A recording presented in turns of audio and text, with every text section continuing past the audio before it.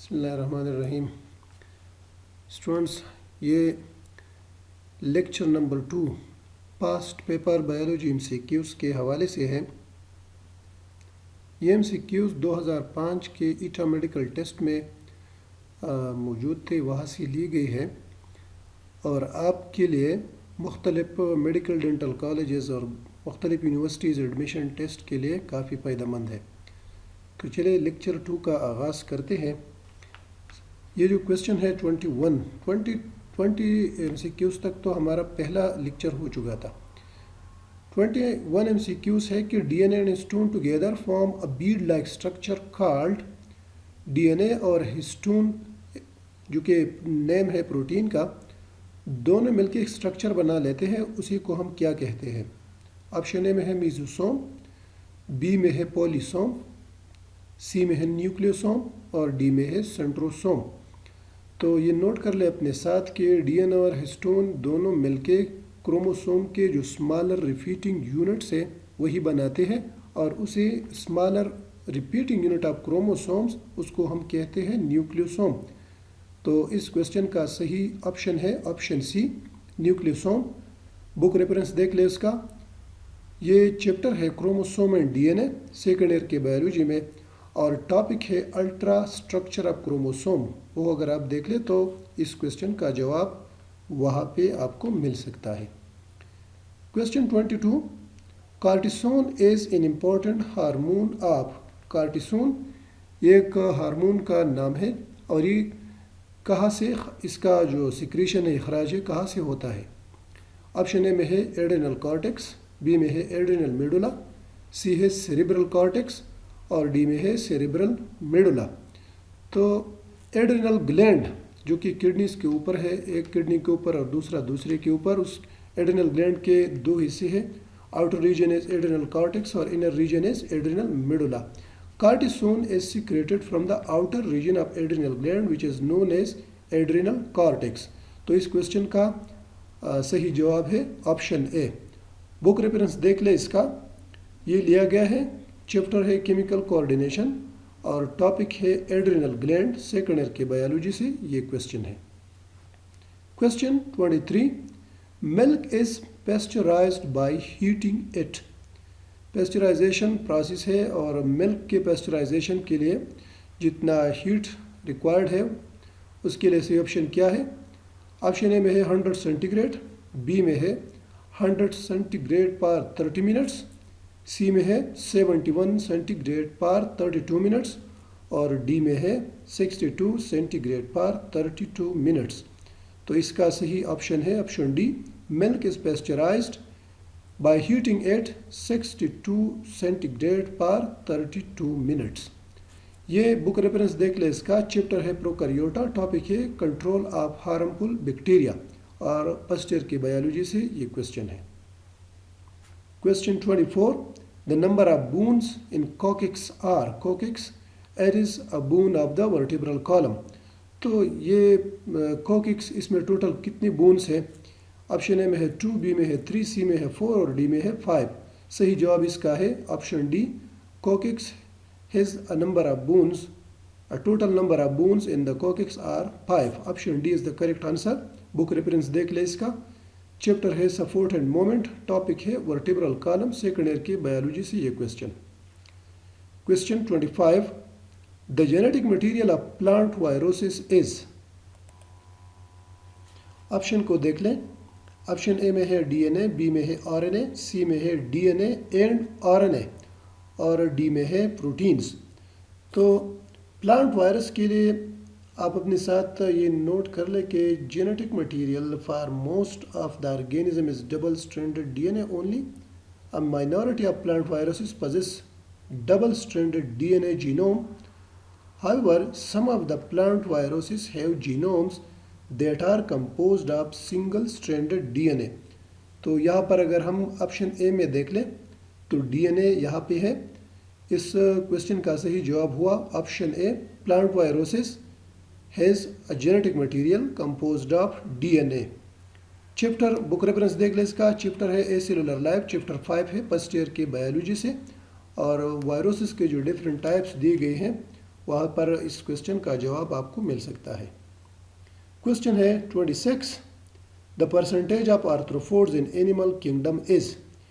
Animal kingdom में phylum arthropoda का कुल कितना परसेंट है, यानी इसकी मेंबर्स अगर 100% इनवर्टिब्रेट्स हम ले लें तो आर्थ्रोपोडा की का परसेंटेज उसमें कितना है। ऑप्शन ए है 45%, बी है 60%, सी है 75% और डी में है 85%। So you must note it self that arthropoda is the largest phylum in the animal kingdom. तो जब लार्जेस्ट फाइलम हुआ तो जाहिर बात है इसके मेंबर्स भी ज़्यादा होंगी। So it comprises a total of 85% of the animals. तो ऑप्शन डी यहाँ पर सही ऑप्शन है इस क्वेश्चन का। अगर बुक रेफरेंस देख ले आप तो ये है किंगडम एनिमेलिया चैप्टर का नाम, टॉपिक है फाइलम एनिलिडा और फर्स्ट ईयर की बायोलॉजी से ये क्वेश्चन है। 27 question, the epidermis of xerophytes is covered with a waxy layer called. Xerophyte वही प्लांट्स है जो कि उस एरिया में है जहाँ पर शॉर्टेज ऑफ वाटर होता है। तो उनकी लीव्स का जो एपिडर्मिस है उस पर एक वैक्सी लेयर है और उस वैक्सी लेयर का काम होता है to reduce the process of transpiration और to reduce the loss of water from the plants. तो ये वैक्सी लेयर जो बना हुआ होता है एपिडर्मिस के ऊपर, ये क्या है? ऑप्शन ए है ये सेलुलोज, बी है क्यूटिकल, सी है काइटिन और डी है लिग्निन। तो इस क्वेश्चन का सही जवाब है option B, the waxy layer which is covered over the leaves of the epidermis of xerophyte plant, that is the cuticle. यहाँ पर बुक रेफरेंस देख ले, चैप्टर है form and function in plants, topic है types of plants on the basis of habitat और first year की biology से ये क्वेश्चन लिया गया है। क्वेश्चन 28 है, the alleles that exist in more than 2 different form are called. ऐसे एलील जो कि 2 से ज़्यादा हालत में पाए जाते हैं उसको हम क्या कहते हैं? ऑप्शन ए है पॉलीजेनिक एलील, बी में है मल्टीजेनिक एलील, सी में है मल्टीपल एलील और डी में है हेट्रोजेनिक एलील। तो allele that exist in more than 2 different form are called multiple allele, option C सही जवाब है इस क्वेश्चन का। बुक रेफरेंस देख ले, इनहेरिटेंस चैप्टर का नाम है, टॉपिक है मल्टीपल एलीलिज्म, जिसमें blood group ABO blood group discuss की गई है, that is an example of multiple alleles और सेकंड ईयर की बायोलॉजी से ये क्वेश्चन लिया गया है। Question 29, in which part of the human body the bacteria are normally present in abundance. Human body की कौन सी हिस्से में बैक्टीरिया सबसे ज़्यादा मकदार में पाए जाते हैं? जहाँ पर ह्यूमन बॉडी में तो बैक्टीरिया है, सालवा में है, इस तरह गट्स इन इंटेस्टाइन में भी है, जगह जगह पे है। Trillions of the bacteria are there in our body, but where is the abundance of bacteria? Option A में है सालिवरी ग्लैंड, बी है स्टोमक, सी है इंटेस्टाइन, डी में है लिवर। तो इस क्वेश्चन का सही जवाब है option C, abundance of bacteria in the human body is in intestine. Question 30, in the human body all the given organs are vestigial except. इंसान के जिस्म में जितने ऑर्गन्स हैं जो ऑप्शन दी गई है यहाँ पर आप देख लें कि ये सारे वेस्टिजियल हैं सिवाय एक के। वेस्टिजियल ऑर्गन कौन से होते हैं? Which are functionless in the body.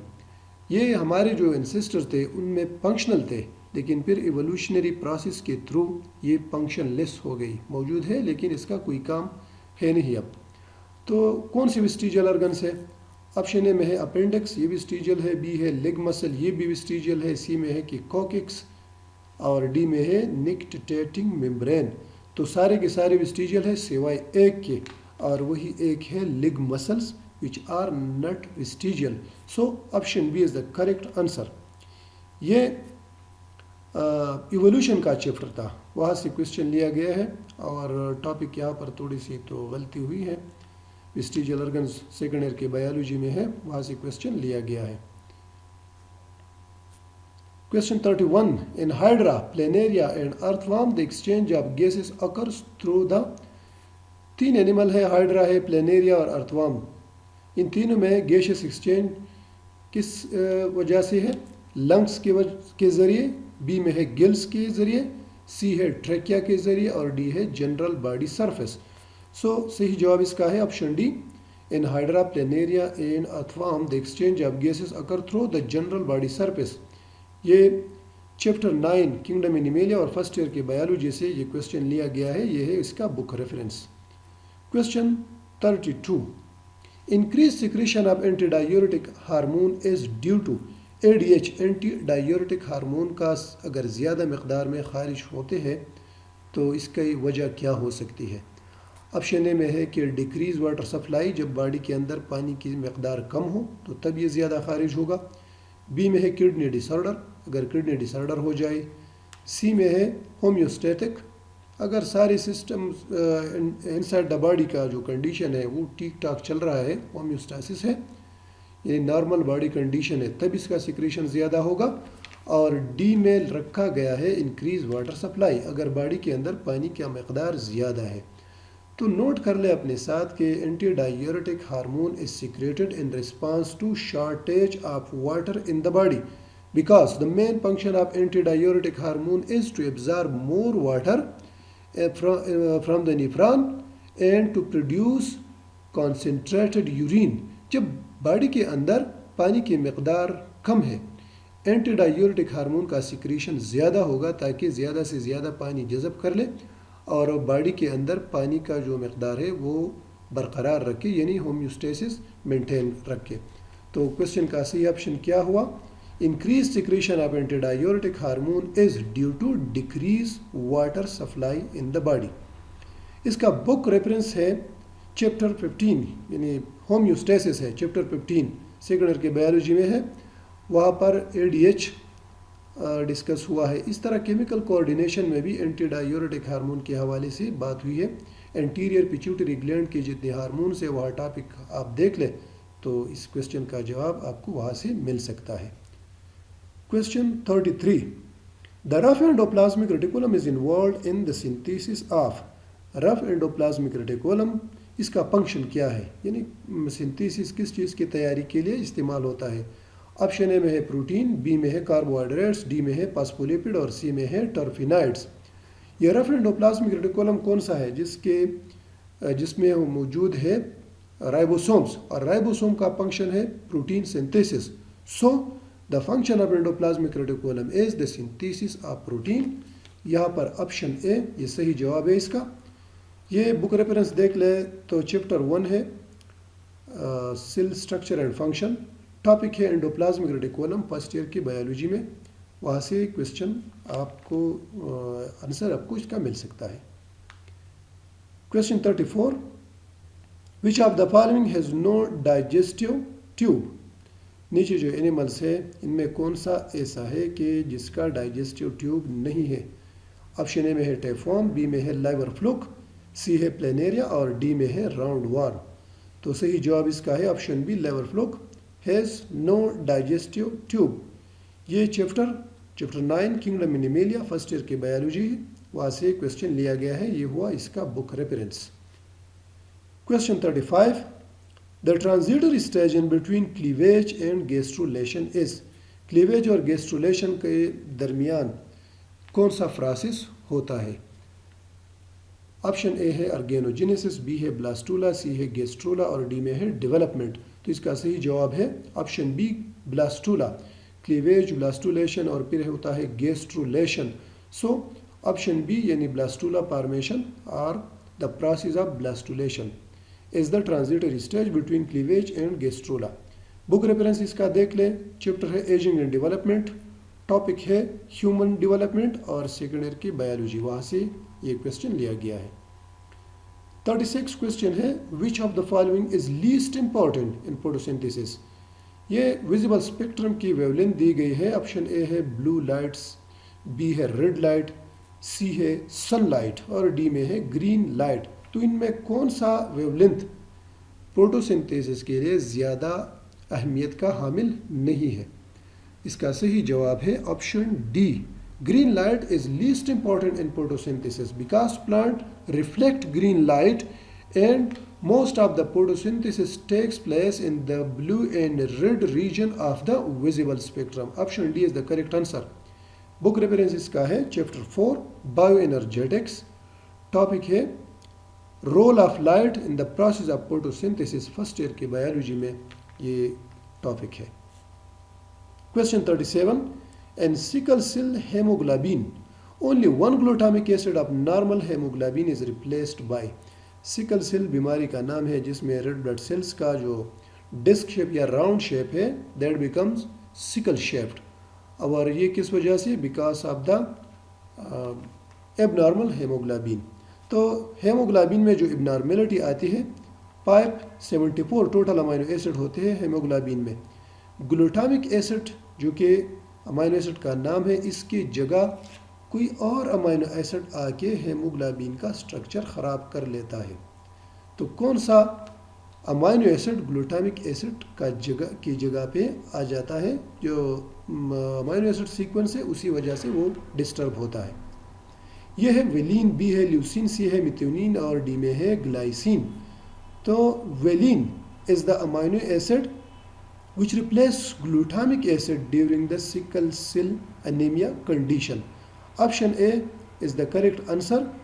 ये चैप्टर नंबर 2 है बायोकेमिस्ट्री और वहाँ पर हेमोग्लोबिन का टॉपिक डिस्कस हुआ है। प्रोटीन के जो टॉपिक्स है उसमें टॉपिक प्रोटीन आप देख लें, हेमोग्लोबिन पर पढ़ लें तो इस क्वेश्चन का जवाब आपको मिल सकता है। ये है फर्स्ट ईयर की बायोलॉजी से। Question 38, which of the following is a marine algae. नीचे जो दी गई है इनमें कौन सा एल्गी वो मेरीन है यानी समंदर में पाया जाता है? ऑप्शन ए में है नॉस्टॉक, बी है वल्वाक, सी है स्पायरोजायरा और डी है उल्वा। ये सारे नॉस्टॉक, वल्वाक्स, स्पायरोजायरा ये फ्रेश वाटर है, फ्रेश वाटर वाले ऑर्गेनिज्म, और uvula it is a marine algae. So option D it is the correct answer. Question 39, the FSH follicle stimulating hormone secreted by pituitary gland stimulate the growth of। ये किस चीज़ की growth stimulation के लिए responsible है? Option A में है uterus, B में है ओवरीज, सी में है ग्रेफियन पोलिकल्स और डी में है यूरिनरी ब्लैडर। सो सही ऑप्शन यानी correct option for the question is option C, follicle stimulating hormone is responsible to stimulate the growth of Graafian follicles. Book reference देख लें, चैप्टर है केमिकल कोऑर्डिनेशन, सेकेंड ईयर के biology से ये question है और टॉपिक उसमें है hormones of the interior pituitary gland.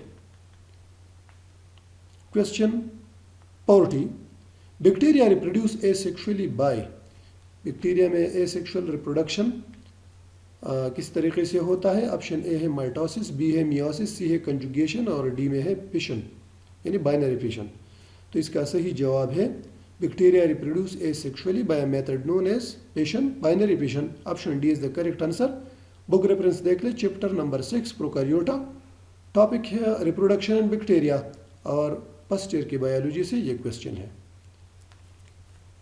41 question है law of independent assortment can not be applied on. Law of independent assortment ये second law of Mendel second law है और इसमें जो मेन आइडिया है लॉ ऑफ इंडिपेंडेंट असॉर्टमेंट है, law of independent assortment में वो है कि characters are transferred independently in both male and female when they form gametes. जब गेमीट्स फॉर्मेशन का मरहला आता है तो कैरेक्टर ट्रांसफ़र, या हम इस तरह कह सकते हैं कि एलील ट्रांसफ़र वो क्या है, वो इंडिपेंडेंट है। एलील एक दूसरे से आज़ाद है जब वो गेमीट्स फॉर्मेशन के लिए रिस्पॉन्सिबल होते हैं।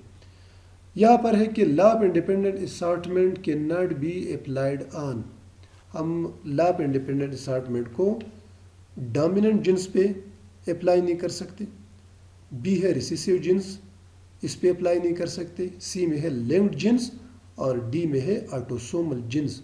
So law of independent assortment can not be applied on linked jeans because linked genes are those which are transferred as a whole during the gamete formation.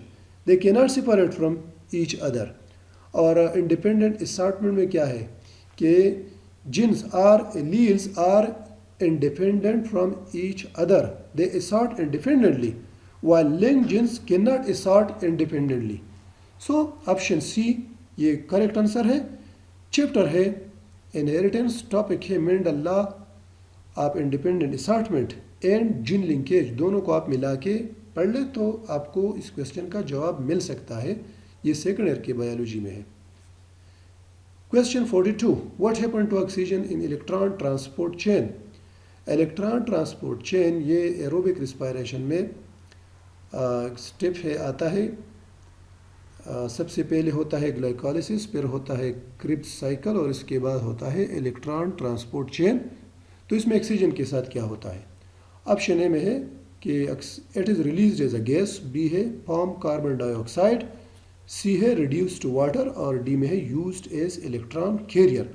So correct option is option C. During electron transport chain oxygen is reduce to water. इसका book reference देख ले, chapter 4 bioenergetics और topic है electron transport chain. Respiration को आप start कर ले, एनाएरोबिक, फिर एरोबिक रिस्पायरेशन, ग्लाइकोलिसिस देख ले, क्रिब्स साइकिल देख ले, फिर इलेक्ट्रॉन ट्रांसपोर्ट चेन। और ये है फर्स्ट ईयर की बायोलॉजी से ये क्वेश्चन।